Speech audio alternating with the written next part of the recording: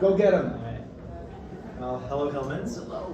I know that you've asked us to make a presentation for you regarding several questions that you've had, and we went through and did our due diligence. So, some of our goals for today is to assess your position and make your budget, which, to be honest, there are not too many adjustments there, as your budget is pretty well done. We'll define some new goals and objectives that you wanted us to talk about. We've got some recommendations ready, and we'll be ready to answer any questions and concerns that you have. So we're gonna go ahead and start us off with your budget planning. Okay, so to begin, the first thing that we did was look at your gross family income and break it down into the income tax brackets according to the progressive tax system that we have in the US. So I'll show you an example of that. So as you are a married couple that is filing jointly, you're saving quite a bit on taxes, so that's really good. And in your first bracket, from about $0 to about $20,000, you're getting taxed at 10%. Then from 20 to 80,000, 12%, 80,000 to about 170,000, 22%. And you specifically don't have to worry about the brackets above that because your gross income is not going over that. So for your first income bracket, you're getting taxed $1,975. For your second, $7,292, and then third, $7,425. All from your gross family income of $114,000. And any additional income that you get will be taxed at 22%. And again, since you are a married couple, this is going really well for you. And then your federal tax is $16,692, state $4,845, Medicare $1,653, Social Security $7,068. For your net income of $83,741, which is going to be $6,978 monthly.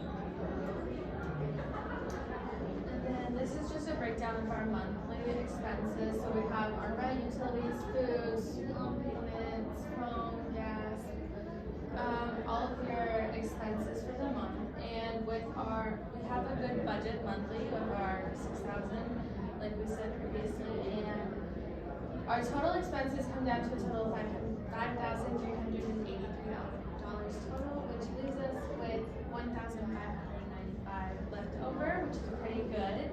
The only concern we have with your monthly expenses is your credit card payment, because you are doing the minimum credit card payment, so you're only paying back your interest and not your actual debt. Your debt is still there, so we do want to work on getting rid of that.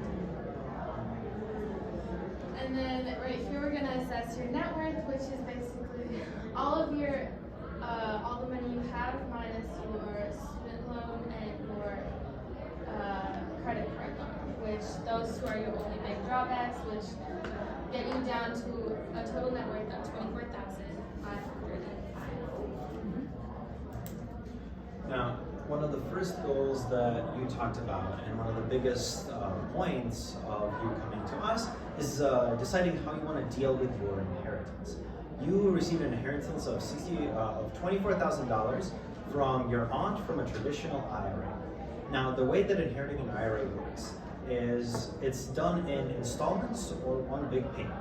And here's how these installments work. You set a sum, say for example $1,000 or $2,000 or $5,000, whichever amount fits your needs, and you're going to get that payment yearly from the IRA. And then any money that's left over after 5 years, you're going to get it as a big lump sum payment. Alternatively, you can also choose to take out all of the money in the IRA all at once to have that immediate cash flow of $19,000. Now, you're not going to be getting the full value of the $24,000 because the money that you inherit gets taxed at that 22% income rate, as we talked earlier on the slide. And because of that, the actual realized income, if we look on the slides here where we say traditional IRA, when it's realized, it's only going to come in at 19 grand rather than 24, which is something to consider within your budget, seeing how you allocate money. As such, my personal suggestion to you guys would be to take it out all at once, because once you take it out right now, you can make that money work for you, whether you put it into a savings account, use it as a down payment, pay off your loans, because that $19,000 isn't going to push it to the next bracket. As you take it out, it's going to be taxed the same in this year as well as any future years. We're not changing brackets here, so the sooner you can make that money work for you, the better it's going to be for your financial situation. terms of buying a home, it is definitely our suggestion to buy the house that you're currently living in, which is going to cost you about $200,000. With a down payment of $20,000, which most of that you can take from the cash that you receive from your IRA if you so choose to. And your property tax is going to be about $333 per month. And as you can see in the chart on the left, your monthly payment is going to be $1,606, which is only $100 more than your current rent of $1,500 per month. In addition to that, house repairs, we're looking at about $12,000, which is an amount that, with your current budget, you'll be able to pay for in a year's savings. And you also both have great credit scores of 685 and 725, which means that you're going to be paying minimal interest on the loan for your house. And other benefits that are good to consider about buying the current house that you're in is that you won't have to pay for the cost of moving to a completely different location. And I know that Ridley is a year old, so moving with a baby is never easy, so you won't have to deal with that either. And then Ridley will possibly get to grow up in the same. Next, we want to look at buying a car, and we noticed that you wanted to buy a used car. So most used cars do range from about $10,000 to $20,000. So that went into an auto loan calculator, and we came to a down payment of $2,000 on a used car. And that money will come from, if you get it earlier, a tax refund, tax return of $2,000. So that's where the down payment will come from. And it'll come out to about $330 per month, and you will be able to pay off this car in about 4 years. Okay. Up next is looking at making a college fund for Ridley, which we definitely recommend creating it as soon as possible because tuition is currently increasing at about 8% per year, which means it's doubling every 9 years. So in about 18 years, when Ridley's ready to go to college, it will have already doubled twice. And so 2 savings that you can create for your college fund could be a 529, which the money that you put into it is taxed, but the money that you take out and spend on college-related funds is going to be tax-free. So it has better tax benefits than the UNEST, which has no tax on contributions up to $1,150, but any contributions over that will be taxed. The one perk of UNEST is that it is more flexible, so if you decided to not spend all the money on college, you could, but we still recommend the 529 because that ensures that Ridley will have college funds in the future. And as you can see in our chart here, if you start with about $8,000 from your savings and contribute an additional $100 per month, in 18 years, when Ridley's ready to go to college, you'll have about $81,613 ready to spend on college, which is a great start. Additionally, we want to keep in mind with the UNEST account, there's nothing stopping you from opening both, because it's always good to have the 529, but if you want to have also an option of UNEST where you give the child gifts, and instead of giving toys, you can rather put $50 in the UNEST account, it still works out just fine. And the main sticking point, though, is we still want to keep most of the payments in the 529 plan, because this chart shows it very well. The 529, if you recall, does not tax your earnings from an account. As you can see on this bar, most of what we'll get at the end of our 18 years is going to be the interest earned payment of about $52,000. If we incur the income tax that comes with the UNEST account from such an investment, we're going to be losing out on about $10,000 for it. And in this form, while it's okay to open up a UNEST account, in fact, I encourage it for things like birthday gifts and money from friends and family, the majority of your investment should come in a 529 because in that case, Ridley's going to get the most money when she's going to college. All right, so finally, we have some recommendations to look at for your family. And to start off, we're going to look at our loans.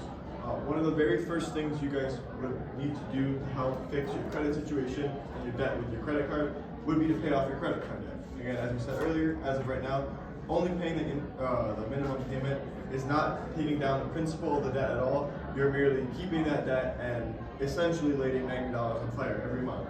So that would be one of the first things we want to do is pay off that credit card debt and any other loans we have. This will help us create wealth in the long term, where it would be more, even though it's more expensive now. because in the future this debt won't be a recurring cost, and you'll be able to put this money in other places, whether it be investing for Wrigley or for a home or for your future.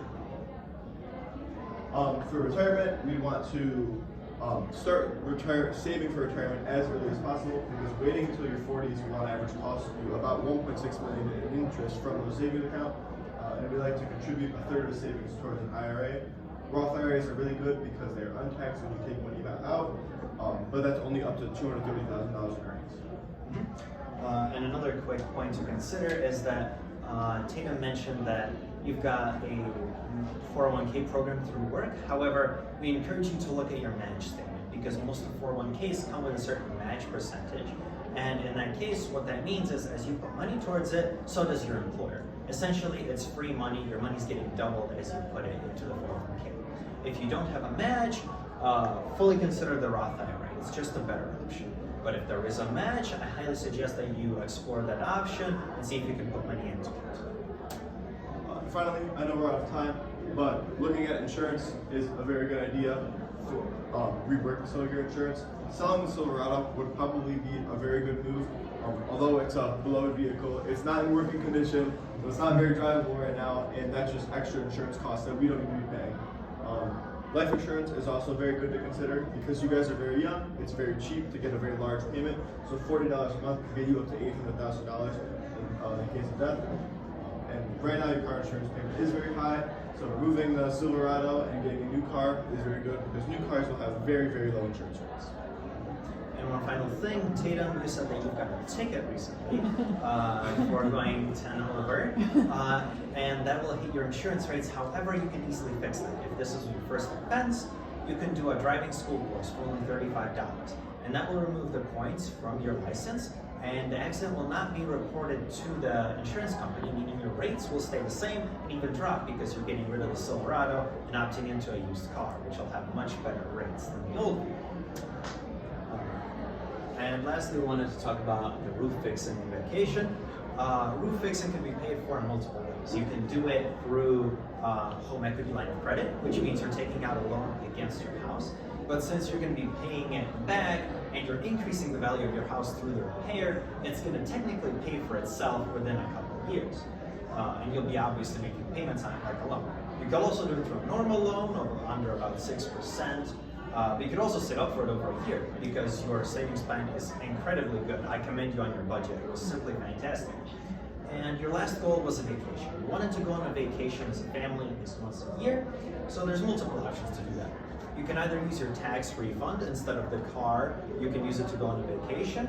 You can also save up for it. About $200 a month will get you a nice $2,400 vacation, which is right where you want to be with a 2.5-person family.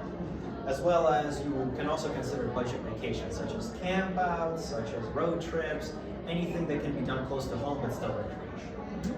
Thank you. And if you have any questions, we'll be free to answer. Yeah, good job, guys. Thank you for all that good advice. Sorry about the speeding ticket. Yeah, don't know what happened. So we can start if you had any. Yeah. I just one quick thing stuck. When you said if I wait till 40, I'm not big on 401k, but you put a figure out there. I think it was 1.5, 1.6 billion. Yes. Wow. That's why is that? Why does waiting impact me so much? Because of the power of compound interest. In fact, you can see it in our college fund slide. Okay. You see, as you put in the money and as you move through, it obviously gains interest. You're expecting about 10% returns in the stock market. Okay. And because you're getting your returns on your returns on your returns, you're essentially, your basis becomes higher and higher and higher every single year. If we see the bar grows by a bigger and bigger and bigger amount as we move through the years. So what you're essentially doing by waiting is you're cutting out the years of the biggest yield, because if you continue the chart, it's actually going to go a little higher. It's going to go more exponential than linear. So if you cut out that last 10 years, you're going to be missing out on the greatest area of interest. And as such, we want to encourage you to start investing as soon as possible. Makes sense. And even if that starting investment point is very small, that, especially as you start in your late 20s, you will be able to grow that a lot, even though it's a small starting point. So starting anything is better than waiting. I just had one question on the mortgage. I believe the down payment amount, was that at 10%? Yes, it was. Does that, at that amount, require PMI insurance? Yes, so we include it in the calculation. It does say homeowners insurance right here. If we look at this part, we calculated about $66. When you factor it into the cost of the mortgage and pull it all together, it still comes out to a nice $1,600. And slight note here, you probably want to qualify for your home mortgage before taking out the car loan. Because when you ask for a loan, it takes in all of your debts and equities. So after paying off your credit card and student loan debt, you'll be seen as a fully cash positive family, giving you much better rates. If you have a car loan, as well as your current statements, you'll be seen as a family with more debt, so they're going to be inclined to charge you a slightly higher interest rate. And obviously, you want a lower interest rate for a payment as big as $200,000. So we suggest you do the home loan first. Thank you. Yeah, guys, I think we're good. Yeah. Yeah, nice job again. Nice job. Congratulations. Thank you. Thank you. Good stuff. We'll give you a minute to grab your slides and stuff, and absolutely. Thank you.